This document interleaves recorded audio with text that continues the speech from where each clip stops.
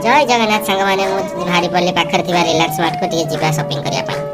मुझे पहुंची जाइए पाखर थी पुलिस लाइन छक तो सेठी समस्त वर्कआउट कर तो ये आसिक पहुंची जाइए रत्नाई मित्र तो सहित मुझे बाहरी पड़े स्टेशन छक पाखक तो देखिपे ट्राफिक केते भिड़ तो पार्किंग गाड़ी पार्क करदे सीधा पलि आसनी शॉपिंग मॉल भीतर को तो बर्तमान आम शॉपिंग मॉल भीतर को प्रवेश करुचे तो जाकि पहुंची जाइए शॉपिंग मॉल भितर देखिपे सारियाड़े खाली मैगी भर्ती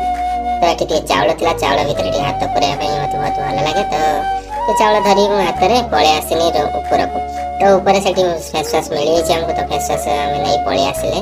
आसला गोटे जाल भाई को पसंद है तो जाल नहीं पलि मिथुन भाई से तले बोर्ड देखा व्यस्त थे तो बोर्ड न आनी पलि आसिले बिल काउंटर को तो बिल काउंटर बिल कर सारी आम पलि आसिले फल मार्केट को जावा तो फल मार्केट जाकि पहुंचे तो सेव टी नहीं पलि आसिले से ऊपर आम पलि आले कदली पाखु तो कदली नहीं रूम को पलि आसिले तो आपको जब भल लगी वीडियो लाइक एंड सब्सक्राइब